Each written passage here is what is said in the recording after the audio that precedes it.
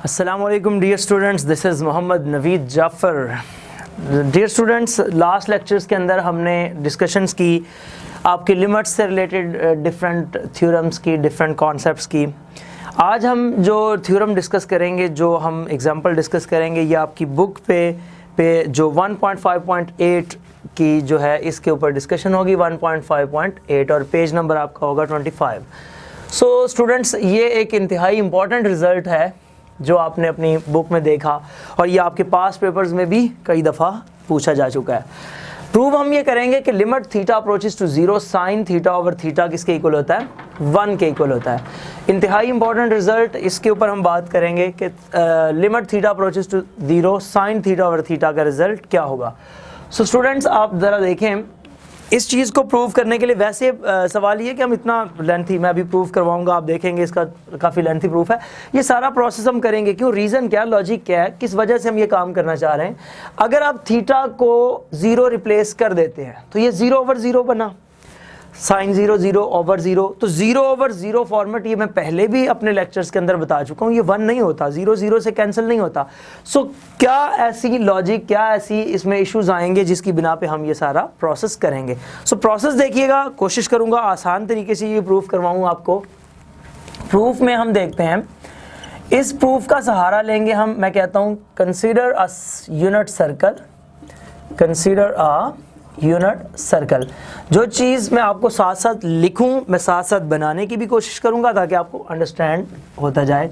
हमने एक unit circle consider कर लिया। यूनिट सर्कल आपको पता है वो जिसका जो रेडियस है 1 होता है। वैसे ही आप यूनिट सर्कल से हट के भी प्रूव कर सकते हैं कि आप कंसीडर सर्कल कह दें, कंसीडर यूनिट सर्कल और कंसीडर सर्कल सेंटर्ड एट ओ। हम ये कहते हैं ये यूनिट सर्कल जो है सेंटर्ड एट ओ, जिसका सेंटर हमने कहाँ पे ले लिया? ओ पर, ओरिजिन पर। उसके बाद मैं ये कहता हूँ, ये मैंने सेंटर ले लिया। Take 2 points A and B on the circle. अब हमने 2 पॉइंट्स इस सर्कल के ऊपर सपोज करने हैं। लेट्स से दैट मैं कहता हूँ एक मेरे पास ये ए पॉइंट है, यहाँ पे मैं आपके पास कोई बी पॉइंट रख लेता हूँ। अब और ये जैसे ये ओरिजिन है तो ये हमारा कोई एक्स एक्सिस टाइप की सिचुएशन बनेगी। अब स्टूडेंट्स मैं ये कहता हूँ 2 पॉइंट्स हमने ले लिए। अब हम ये करते हैं ड्रॉ अ परपेंडिकुलर, एक परपेंडिकुलर ड्रॉ करते हैं एंड अ टेंजेंट लाइन, एक परपेंडिकुलर ड्रॉ करना है और एक टेंजेंट लाइन ड्रॉ करनी है। Draw a perpendicular and tangent line from A से हमने ये परपेंडिकुलर और टेंजेंट लाइन को ड्रॉ करना है। कहाँ पे? ऑन, इसको आप कोई भी नाम दे दें, X axis, on X axis कह दें, on X axis at C and D respectively. अब ये रिस्पेक्टिवली का मतलब विद रिस्पेक्ट नहीं है, बिल तरतीब। मतलब मैं ये कहना चाह रहा हूँ कि ए से एक परपेंडिकुलर ड्रॉ करें इसके ऊपर सी पॉइंट पे, और ए से एक आप क्या करें, टेंजेंट लाइन ड्रॉ करें इस डी पॉइंट पर। सो ये आपके पास इसकी डायग्राम बन गई। यहां से फिर आप करें connect all the points, connect all points, इन तमाम पॉइंट्स को आप ज़रा कनेक्ट कर दें लाइंस के साथ। ये मैंने इसके साथ कनेक्ट कर दिया और ये मैंने इसके साथ कनेक्ट कर दिया। यहां मेरे पास एंगल थीटा बन गया। सो स्टूडेंट्स, इस चीज़ को अब हम देखते हैं। अब यहाँ से आप थोड़ा लॉजिकली इसको समझने की कोशिश कीजिएगा। बिल्कुल इजी है, कोई इसमें मुश्किल बात नहीं होगी। अब ज़रा आप गौर करें इस डायग्राम के अंदर बहुत तवज्जो के साथ, ये जो ए डी लाइन है यहाँ पे, ए से लेके डी तक, इन द फिगर, इस फिग के अंदर, इस डायग्राम के अंदर जो आपके पास ए डी है, ए डी, मैं अगर इसको इधर ऊपर रिप्रेजेंट कर देता हूँ, in that diagram A D is greater then, ये जो ए डी है वो आपका इस ए बी से बड़ा है। A B, A D is greater than A B, और ये ए बी इस ए सी से बड़ा है, that is greater than A सी। सो आप अगर गौर करें, ये आपका ए डी, ये सबसे बड़ी लाइन है इससे और इससे। So A D is greater than A B and A B is greater than A C, ये रह गया। बाकी एक लाइन इसके पीछे बची जो कि ओ ए है। सो सारे एक्सप्रेशन को मैं क्या करता हूं, डिवाइडेड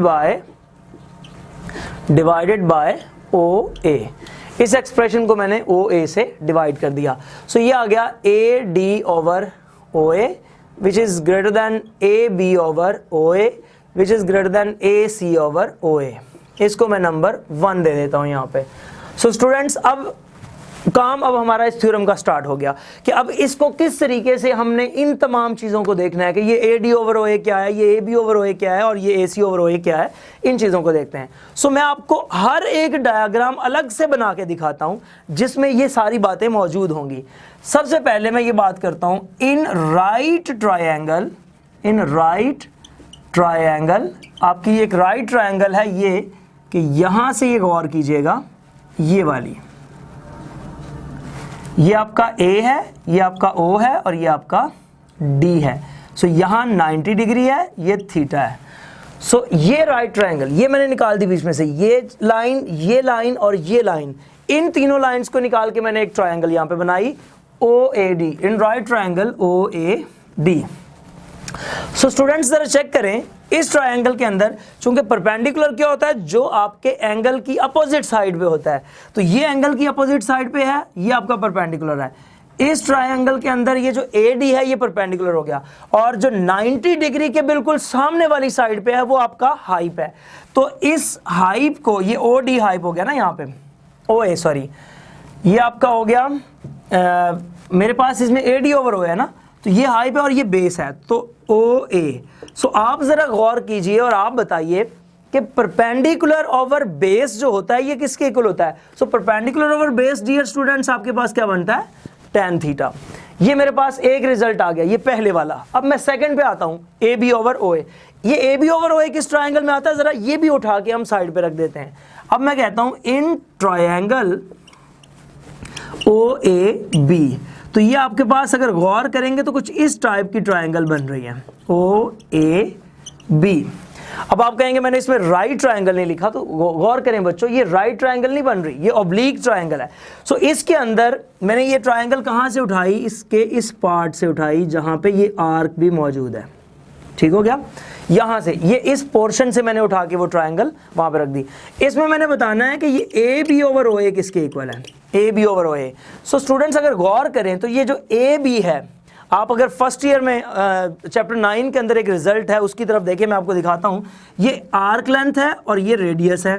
सो अगर A से लेके B तक आर्क लेंथ है तो ये मैं इसको L से रिप्रेजेंट कर सकता हूँ, ओवर R जो है वो रेडियस है, इसको मैं R लिख रहा हूं।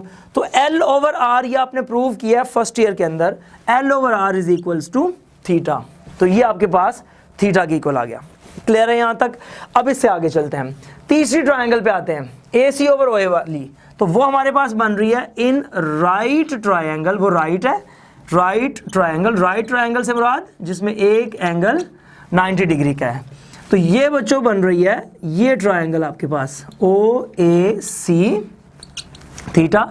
सो in AC over OA that is equals to perpendicular over hyp. तो परपेंडिकुलर को जब हाइप पे डिवाइड किया जाता है तो आपके पास जो रिजल्ट बनता है वो बनता है साइन थीटा। सो हमने इन तीनों की वैल्यूज को कैलकुलेट कर लिया, AD ओवर OA को, AB ओवर OA को, AC ओवर OA को। इन तमाम वैल्यूज को कैलकुलेट करके स्टूडेंट्स मैंने ये रिजल्ट्स बनाए कि ये tan के इक्वल है, ये थीटा के, और ये साइन थीटा के इक्वल है। इन तमाम वैल्यूज को उठा के हम एक्सप्रेशन 1 के अंदर रिप्लेस करते हैं।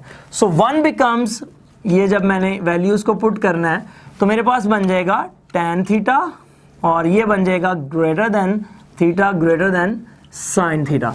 सो स्टूडेंट्स उम्मीद है यहां तक आपको की अंडरस्टैंडिंग डेवलप हो चुकी होगी। अब हम इससे आगे चलते हैं, हमने बनाना है sine theta over theta. So sine theta over theta बनाने के लिए हमें अब यहां पे क्या करना चाहिए, मैं ये करता हूं डिवाइडेड बाय साइन थीटा। पूरे एक्सप्रेशन को साइन थीटा से डिवाइड कर देता हूं, तो ये क्या बनेगा, tan theta over sine theta which is greater than sine theta over theta over sine theta और greater than sine theta over sine theta. So students tan theta किसके इक्वल होता है, sine theta over cos theta, और already इसके नीचे sine theta मौजूद है, greater than theta over sine theta और ग्रेटर देन 1। ये साइन से ये साइन कैंसल, इधर इस साइन से ये साइन कैंसल। सो स्टूडेंट्स ये बच गया 1 over cos theta greater than theta over sine theta greater than 1। ये तो आ गया थीटा ओवर साइन थीटा, दरमियान में आप देख रहे हैं। स्टूडेंट्स हमें क्या चाहिए, साइन थीटा ओवर थीटा। मुझे ये थीटा ओवर साइन थीटा नहीं चाहिए, बल्कि साइन थीटा ओवर थीटा चाहिए। तो मैं इसको रेसिप्रोक कर दूंगा, इसको उल्टा दूंगा। उल्टाने से मेरे पास क्या बनेगा, cos theta sine theta over theta और 1। मैंने अभी इनइक्वालिटीज क्यों नहीं लिखी, क्योंकि चैप्टर 1 फर्स्ट ईयर के अंदर अगर आप देखते हैं कि अगर आपके पास a ग्रेटर देन b होता है तो implies 1 over a less than 1 over b हो जाता है। उसके इनवर्स की जो प्रॉपर्टी होती है उसमें ये होता है कि आपके पास जो इनइक्वालिटीज में वो अगर आप उसका इनवर्स के देखें तो अगर a ग्रेटर देन b है तो 1 ओवर a 1 ओवर b से लेस हो जाएगा। सो इसको अगर देखते हैं तो ये इनइक्वालिटी यहाँ पे चेंज हो जाएगी। अब इसका बिल्कुल आखिरी लम्हा क्या है कि आपने थीटा को लिमिटिंग वैल्यू देनी है। सो अप्लाइंग लिमिट आप अप्लाई कर दें, limit theta approaches to 0। So students limit theta approaches to 0 cos theta less than limit theta approaches to 0 sine theta over theta less than 1। यहाँ जब cos में मैं limit put करूंगा, cos 0 और cos 0 क्या होता है 1 less than limit theta approaches to 0 sine theta over theta less than 1। ये आपके पास आ गया। सो अब आप गौर करें, एक नंबर है जो है limit sign theta over theta और उसमें लिमिटिंग वैल्यू है 0। ये रिजल्ट 1 से ग्रेटर है और 1 से ही लेसर है। तो ऐसा कैसे पॉसिबल है कि एक नंबर है जो 1 से ही बड़ा हो जाए और 1 से ही छोटा हो जाए। सो फिर यहाँ पे इस बात को मोस्टली स्टूडेंट्स इस थ्योरम को कहते हैं सैंडविच थ्योरम, जबकि ये सैंडविच थ्योरम नहीं है। सैंडविच थ्योरम तो यहाँ अब हम यूज करेंगे, और वो सैंडविच थ्योरम ये है कि जब आपके पास कोई ऐसी सिचुएशन पैदा हो जाए कि एक नंबर 1 से बड़ा या किसी भी नंबर से बड़ा और उसी नंबर से छोटा हो जाए, तो फिर ना वो उस नंबर से बड़ा होता है और ना उस नंबर से छोटा होता है, फिर हम कहते हैं कि ये नंबर उसके एग्जैक्टली इक्वल होता है। सो स्टूडेंट्स यहां बाय यूजिंग सैंडविच थ्योरम आप कह सकते हैं कि limit theta approaches to 0 sine theta over theta is equals to 1। ये आपका रिजल्ट प्रूव हो गया। सो स्टूडेंट्स कोशिश यही थी कि आपको इस इंतहाई हैंडसम थ्योरम की हैंडसम तरीके से समझ आए, और इससे रिलेटेड भी किसी किस्म का कोई क्वेश्चन हो तो आप ज़रूर पूछिएगा। ज़िंदगी रही तो इंशाअल्लाह तबारक तआला फिर इसी प्रोग्राम में इसी चैनल पर दोबारा मुलाकात होगी। तब तक ले इजाज़त दीजिए। अल्लाह हाफिज़। अस्सलामु अलैकुम।